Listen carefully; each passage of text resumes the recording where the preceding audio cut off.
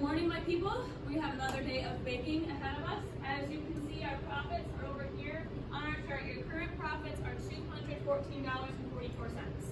I had to buy $93.11 of ingredients today, and I bought $140.82 of materials for our checklist over here.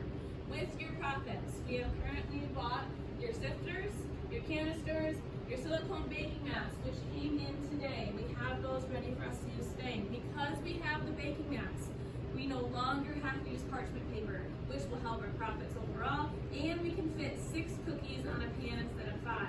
Because we have this diagram, we can place 6 because we can do 1 in each of the 4 corners and then 1 in the middle. So my plopping team, you're going to be putting those cookies into groups of 6 on each pan.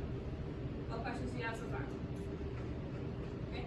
We also have bought our scoops. They are on the way, supposed to be here tomorrow. However, I did find an ice cream scoop that is the correct size.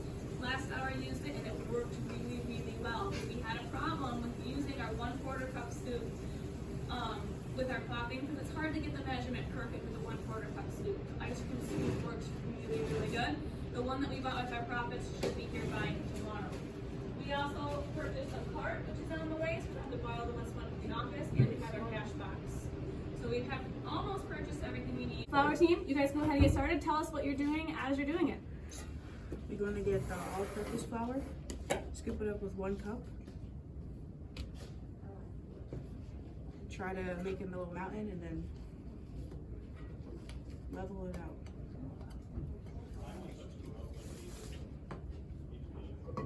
Put it in the sifter. Get the breaded flour. Scoop up 1 cup. So 2 different kinds of flour, Yep. each 1 cup. I like how you called it a mountain, and then you're sliding off the extra.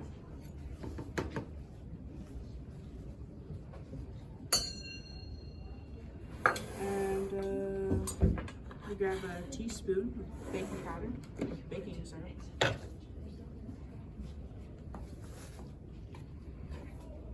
And level it off.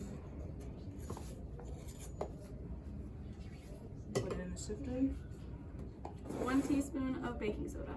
And a 1/2 teaspoon of salt, cashew salt. I think we need, look at your list here. What do we need for salt?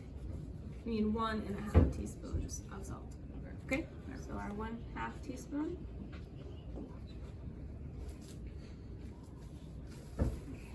And then we also need a full 1 teaspoon. 1 teaspoon? Yep.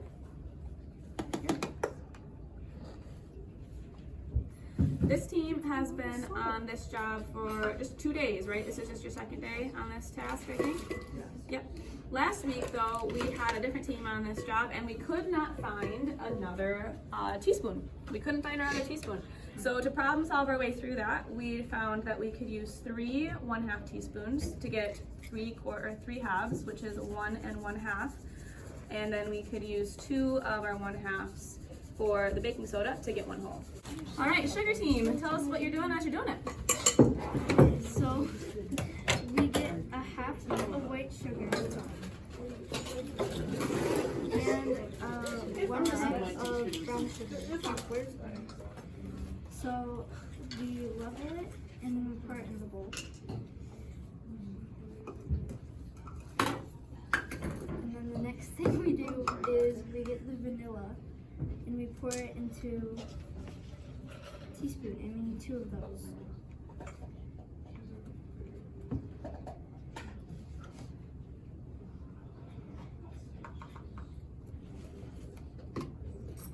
The next thing we do is we get a 1 teaspoon of espresso powder.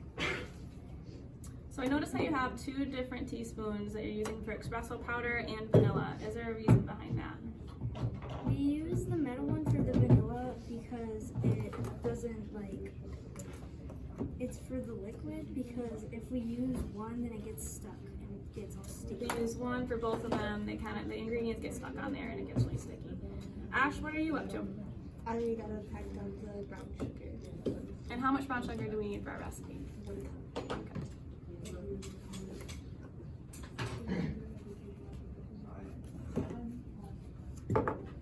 So I'm cracking 2 eggs and I am separating the egg yolk from the egg white, and we're gonna want the egg yolk, not the egg white. And I'm putting the chocolate chips in.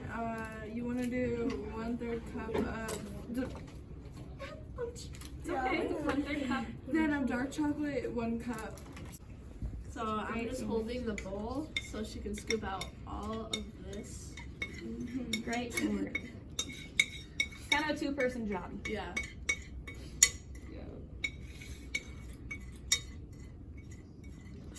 Okay.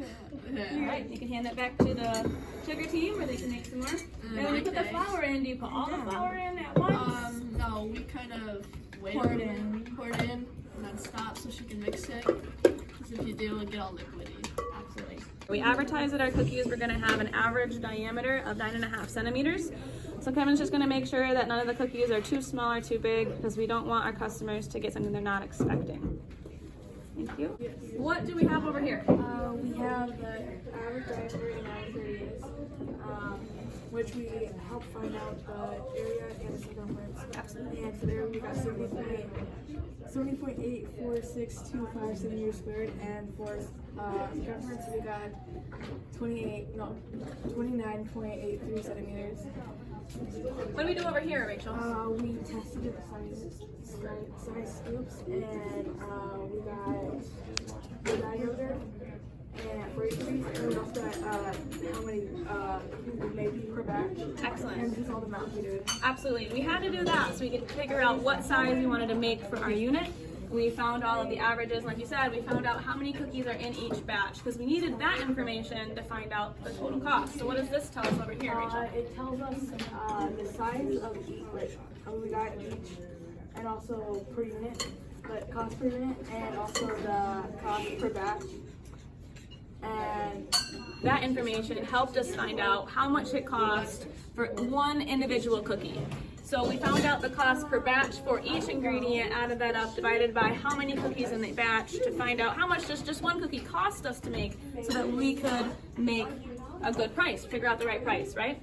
So I'll have you zoom in over here on this so we can really see it. Here we keep track of our revenue, expenses, and profit every day.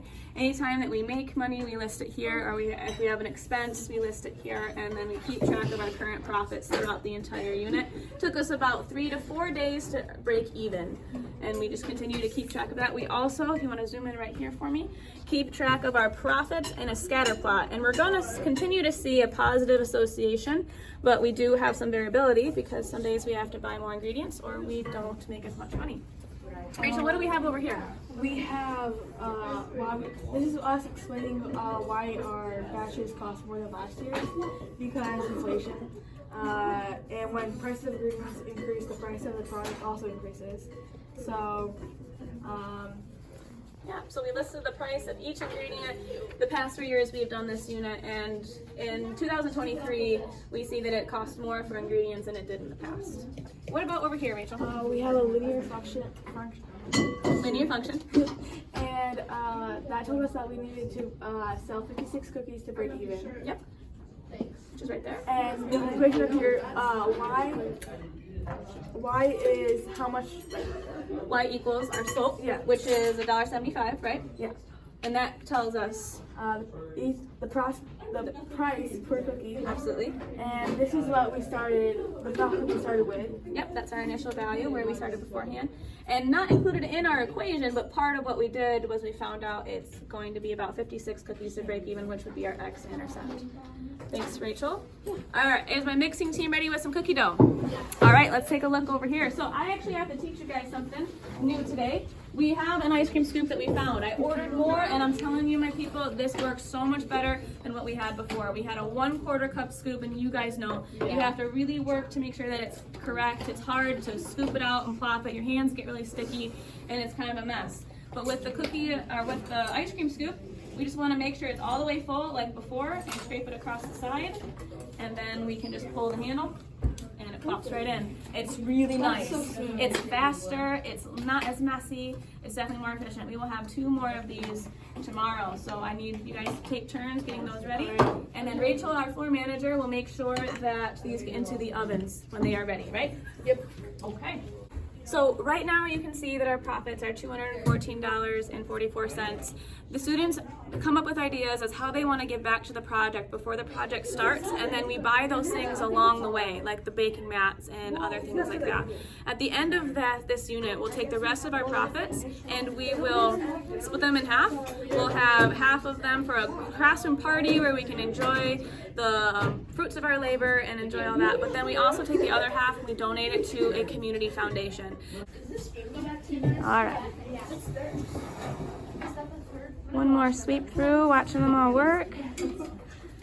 A lot of the instruction that happened before today, so we didn't get to see a lot of direct instruction, but they become quite independent in their tasks, and then they switch every week, so they learn something new.